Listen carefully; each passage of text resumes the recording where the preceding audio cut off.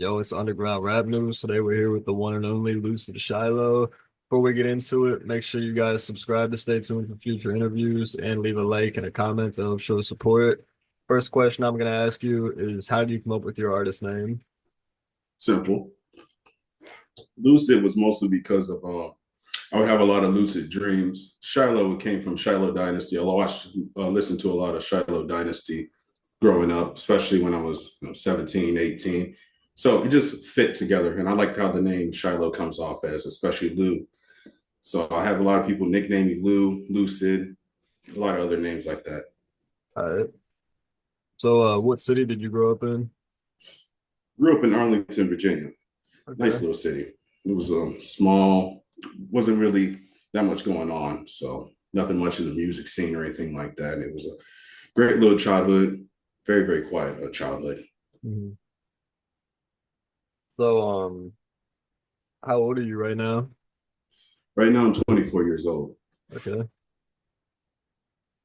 So how would you describe your childhood and how did that lead up to you deciding to pursue a career in music, or what was the moment where you decided that you knew music was what you wanted to do? My childhood was an enigma, to say the least. Very, very controversial certain points. You know, parent problems between both parents. Growing up, losing a lot of family members at important times in my life. The moment I knew music was going to be that for me, it really didn't come to me. It was something it was like nature. It was like a little instinct that came over me, something I really wanted to do. A lot of heartbreaks, a lot of breakups, rejections can really do something to someone's mind. So I had a little bit of an alleyway to do something with it. So it wasn't much of a decision. It was more of a little wake up. One thing led to another, then another. Then I'm here. All right. So who would you say are some of your biggest inspirations?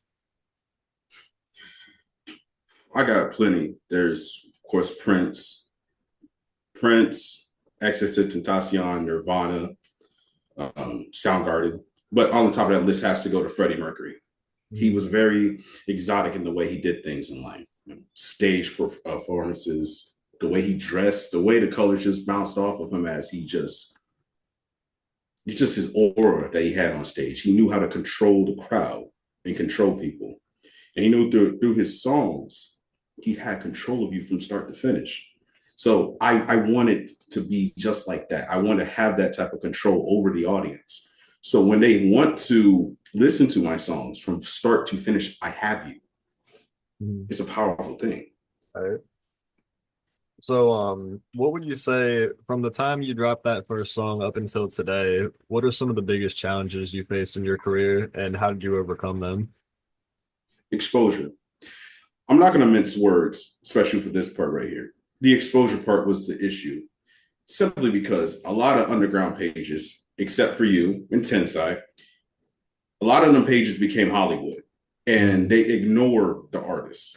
For instance, why does every time I turn around and look at an underground page, they want to constantly talk about Netspin? Nothing against Netspin or Osama San, Can, Destroy Lonely, nothing against them. But for a page that values themselves on finding the next artist, DM us for promo, let's get you out there, let's get you heard. They don't help artists be heard. You have Mhm. to be big to be heard. See, you seeing your work, you help artists. Tensai helps artists. You guys make an effort to help the artists get heard and get known. Worked perfectly for the past two promos I did with you. Yeah, for But sure. Hyperpop Daily, they say, DM us for promo. Come DM us. They constantly go on their stories. Hey, we got this going on. DM us. I've DM'd them so many times. Underground Sounds so many times. How many times did they reply back? Zero. Mhm. Because you're not big enough.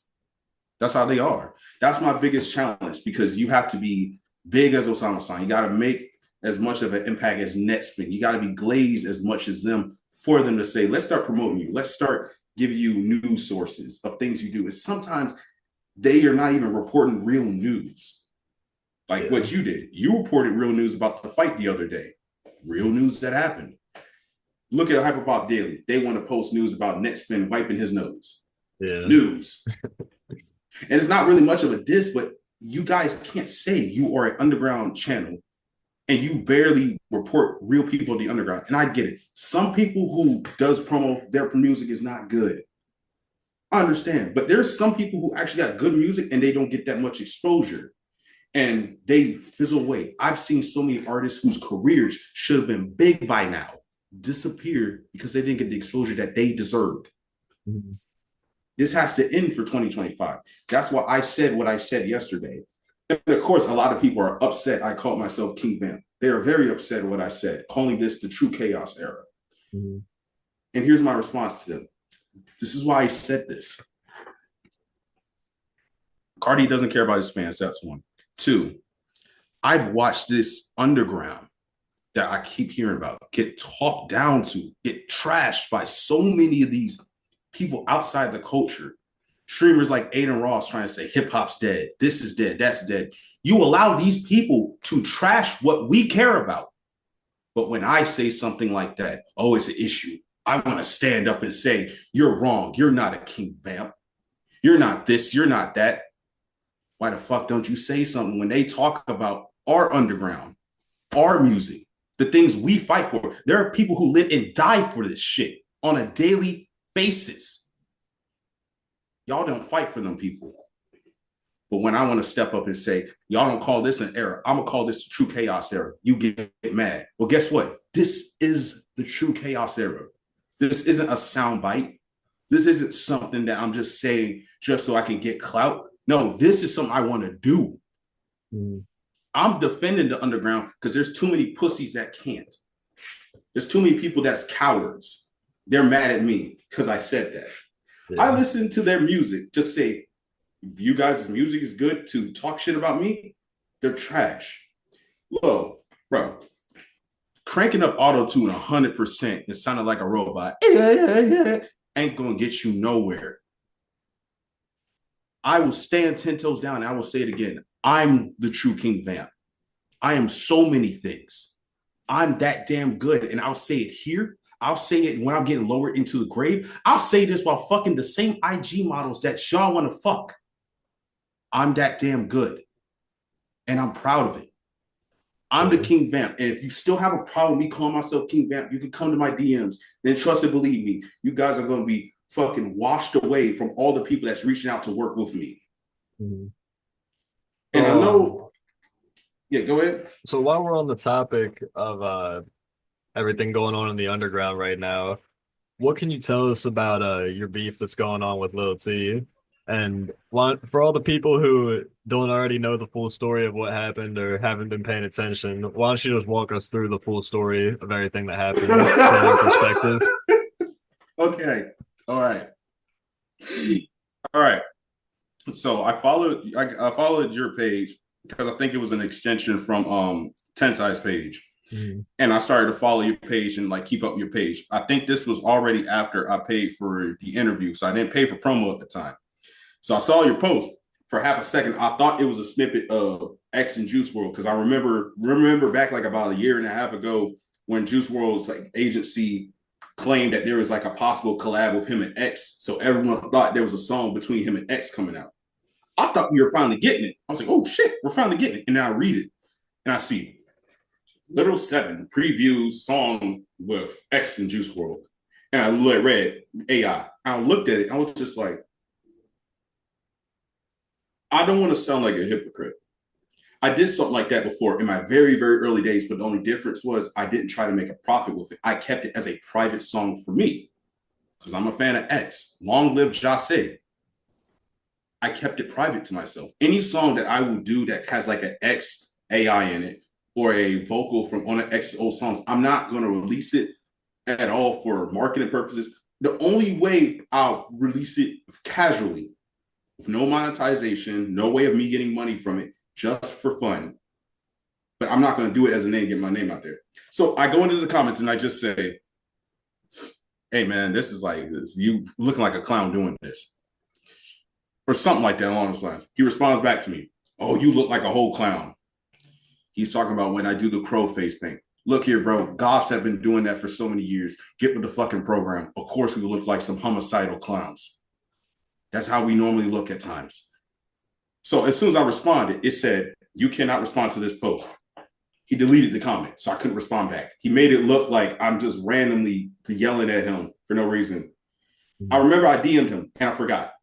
Very next morning, I wake up in the morning. The first thing I see is, bro, you look like a whole bitch. And I got the text.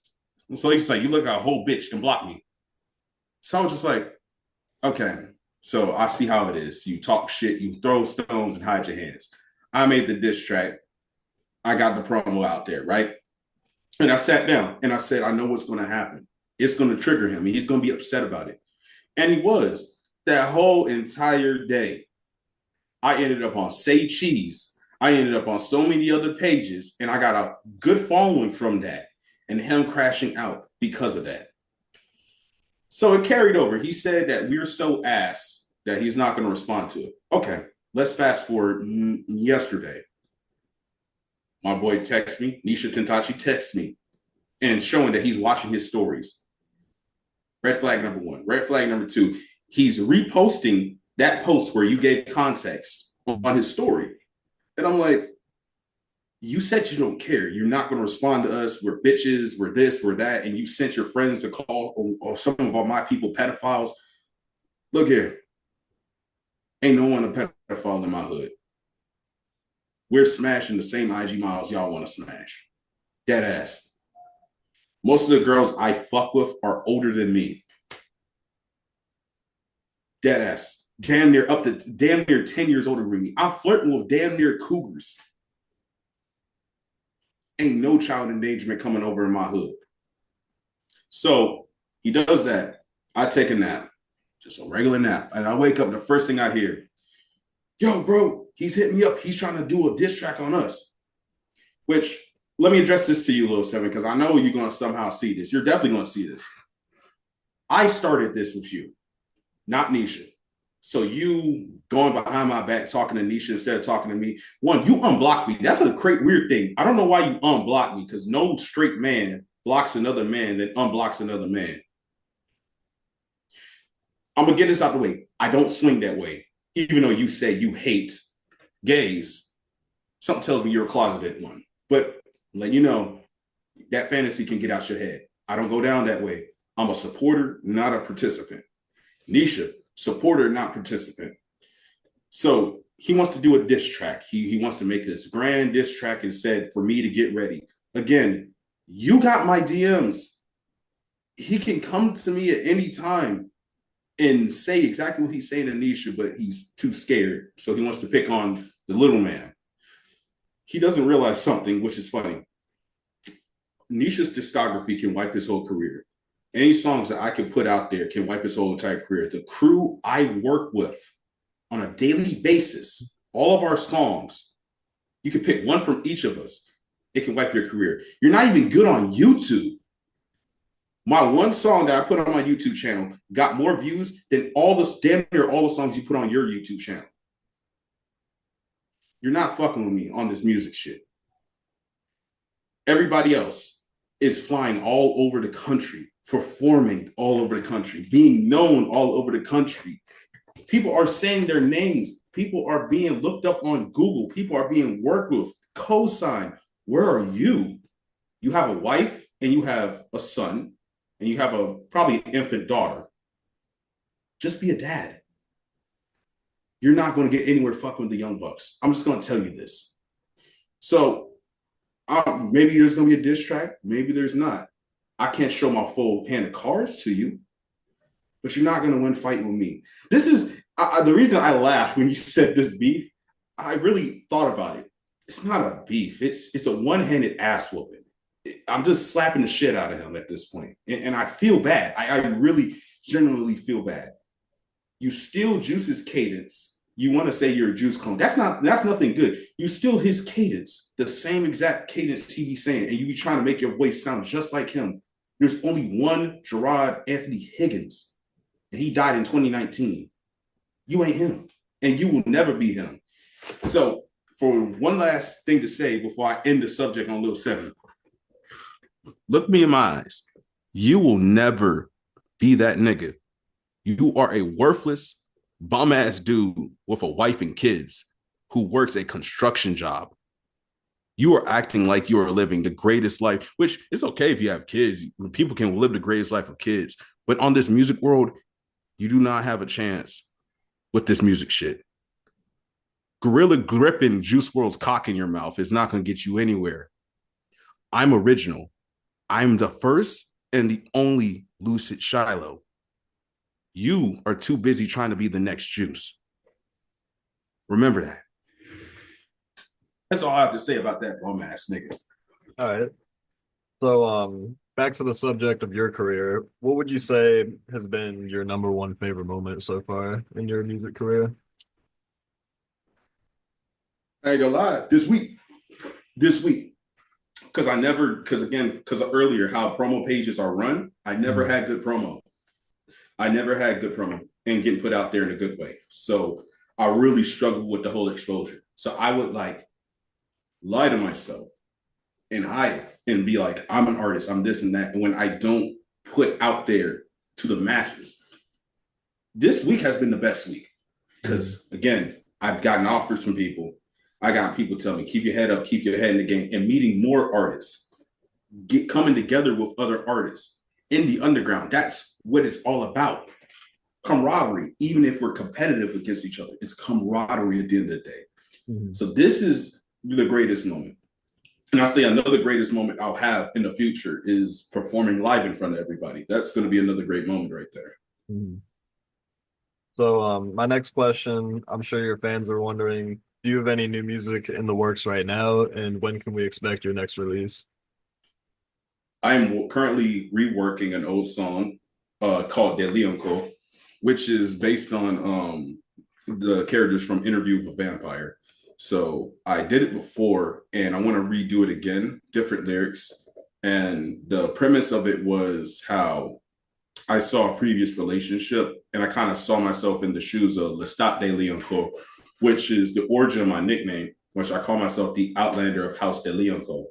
And the reason I call myself the Outlander is because growing up and everything, I've always been the outsider, the last man picked and the odd man out. I've always been that way. So embracing that name like an Outlander, outsider, it has more impact to me Mhm. because it's me not hiding from what I am. It's me embracing it. And I think everyone should start doing that. We always have that problem where we don't want to embrace our real selves, our inner selves, and we're scared to be us. And it should end. We should have more people to look up to. We should have more mentors to look up to who will tell you, be yourself, embrace what you are. So there's Daily Encore being worked on. Hardy Boys is already done, which there's a snippet of Hardy Boys already done. Maybe a little bit reworks on some of the vocals part. So there's De Leon Co, there's Hardy Boys. There's a song that right now the working title is called Ghoul. So I say expect it in the next few weeks because I'm working on stuff this weekend too. So there's a lot of things I'm working on. There's a lot of new YouTube videos. There's a lot of duo collabs. So there's a lot of stuff that's literally coming out the woodwork leading up to, let's say, springtime. All right. So, what are some of your goals that you'd like to accomplish by the end of 2025?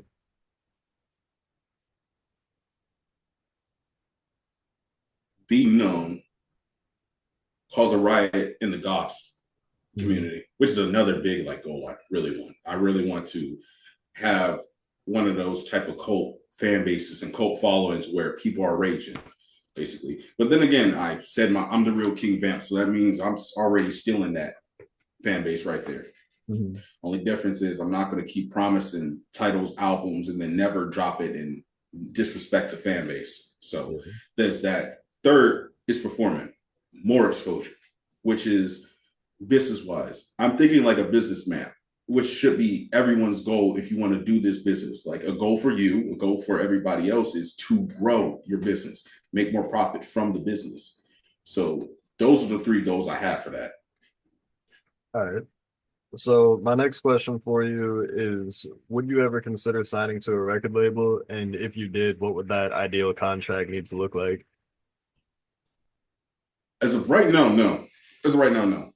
A lot of record labels are too shady, Mhm. and a lot of record labels really work in a bad way. Because I think a lot of people should look at Prince's story. Prince really had a problem with Warner Brothers. How Warner Brothers really wanted to control him, and Prince really tried to tell people for years how record labels can really control the narrative.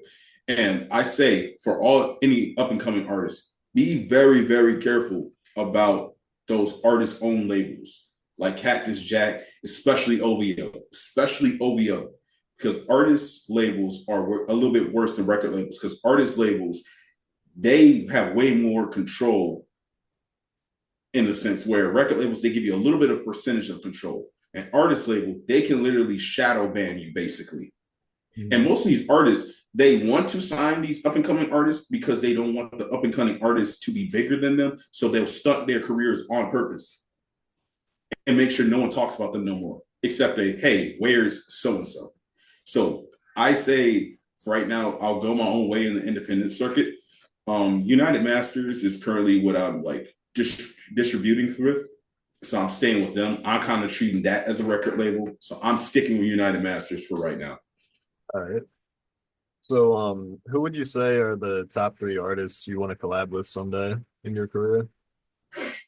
Kanye, number one, automatically Kanye, number one. Number two, Tyler the Creator. And I say number three, Frank Ocean.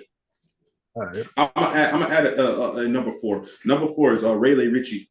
For anyone knows, it's the actor Jacob Anderson's stage persona All right. because he does music on the side. So, who's your favorite artist you've collabed with so far? Nisha, All right. Nisha and Corey, Nisha and Corey. All right. So, my next question for you is, out of all the songs in your entire discography, what do you think is the most slept on song that a lot of your fans don't give enough credit to?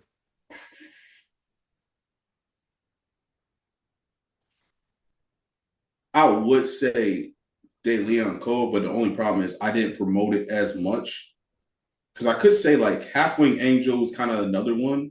I could say Halfwing Angel is kind of another one, but De Leon Cole, that was like the first time I dabbled in like doing an indie rock type beat. So I say that's underrated. That's underrated, very slept on. All right. So, my next question for you is, what would you say is the number one biggest thing that makes you different from other artists? I'm willing to start a riot. I'm willing to get personal. I'm willing to Mhm. tell it how it is. A lot of other artists, when they start their characters, it's good to be larger than life. It's good to be a little bit theatrical. But with me, I'm willing to go deeper with it. I'm willing to just create storylines. I'm willing to just grab the audience. The difference between me and them is one, I actually put more care in everything I do. It's not just the music part. It's the presentation. It's the promotion. It's the where I'm at. I put more effort into that. That's what gets people's attention. See, what people don't know is for people who wanted to bash on me for my opinions, those same people came to my DMs and gave me compliments. Or when I talked to them, they gave me compliments.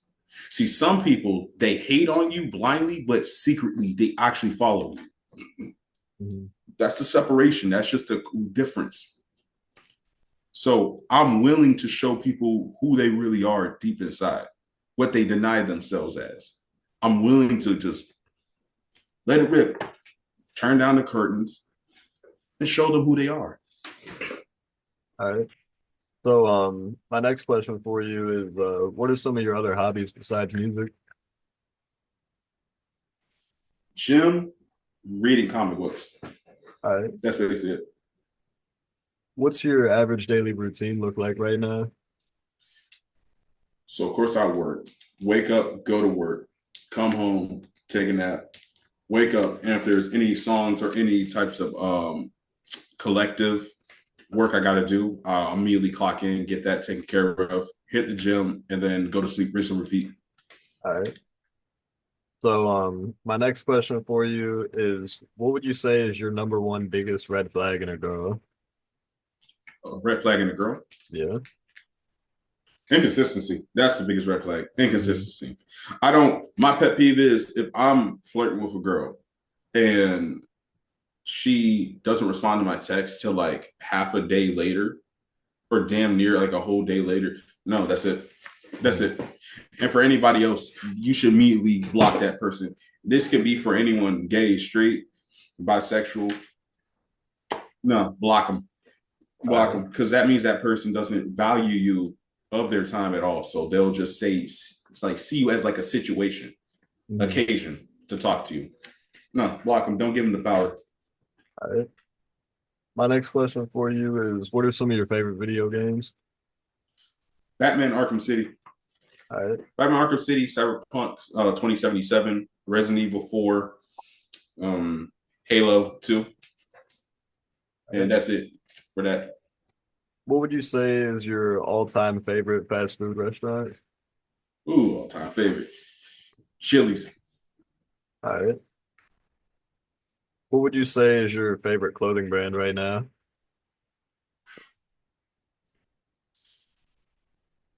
Jesus.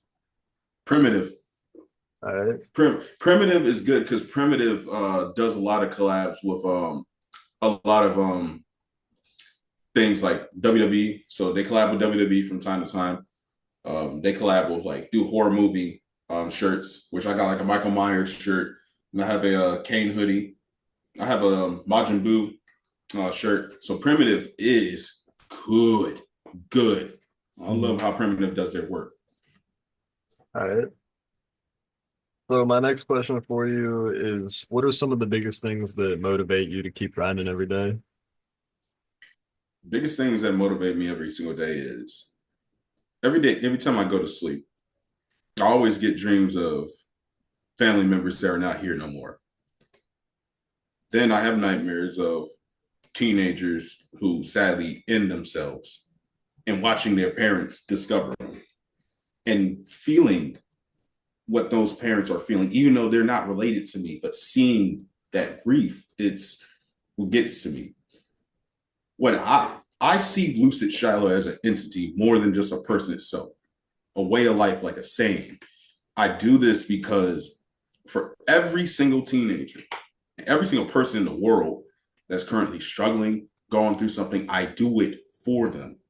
For the teenagers that are locked in a dark room, seconds away from ending their lives, I do it for them. For everyone that's lost hope, I do it for them. See, a lot of other artists, they want the money, which is okay. Get the money. But I want to do it for the people that are not here no more. I do it for the people that don't want to be here no more. I do it for them. So every single day I go to sleep, I think about my family members that are gone. I think about the constant heartbreaks. I think about my bad breakup. I think about all that because it keeps me grounded, even though it's not a good mental state. I'll never be in the right mental state. Let's just get that out there. I've been in a bad mental state since I was a little kid, but it keeps me grounded because it gives me the energy to create. And I'll tell you this, the joy of creation is one of the greatest feelings in the world. That's why I do this. All right. So, who would you say is the GOAT of rap in your opinion? Go to rap.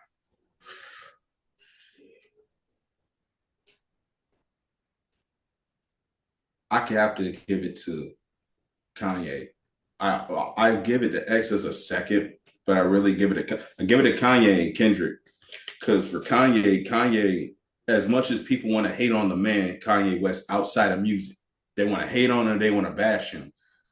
But the thing that's so crazy is Kanye can drop an album and everyone that wants to call him a neo-Nazi, everyone who wants to talk about his bipolar disorder, everyone who wants to talk about his mental problems, everything, they listen to his album from start to finish. Kanye has that hold. Bro, I was just listening to Flashing Lights, the Glow in the Dark edition. And the Glow in the Dark version was a tour when Graduation first came out. It was a tour called the Glow in the Dark Tour. And on that tour, he had played the album, but there were different, it was like a different versions of those songs on set, but it was never really released. So some people replicated how those songs were made 100%. And I listen to those. Kanye is a genius for a reason.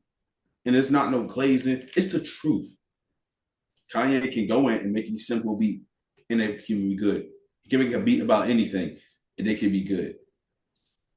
I say X for second because X really knew how to define the term artist. You couldn't rope X into one category. X could be anything. Give him a reggae song, he could do reggae.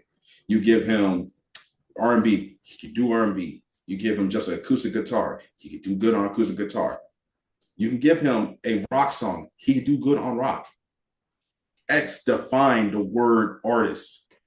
That's what an artist is. They create all types of things. It's not always one pattern, it's another pattern. They have a good palette. X had a good palette. All right. So my final question for you is, what's the number one biggest piece of advice that you would give to other artists?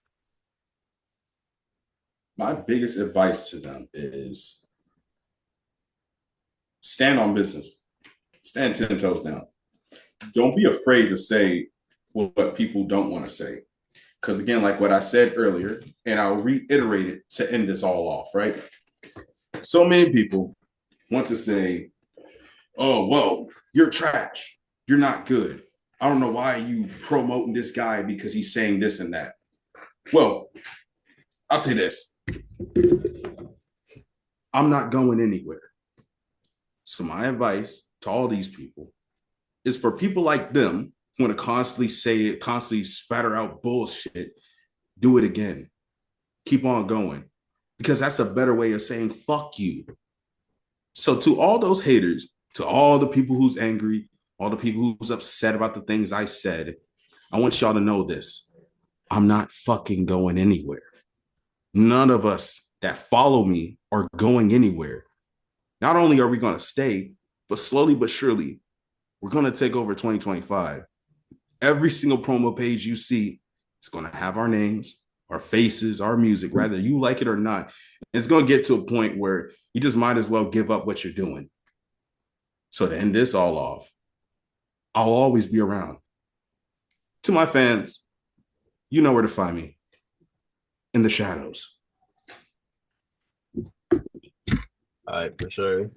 Well, everybody, thanks for watching. Make sure you subscribe to stay tuned for future interviews, and make sure y'all leave a like and a comment to help show support. And make sure y'all go check out Lucid Shiloh on all platforms. And thanks for watching. Yeah.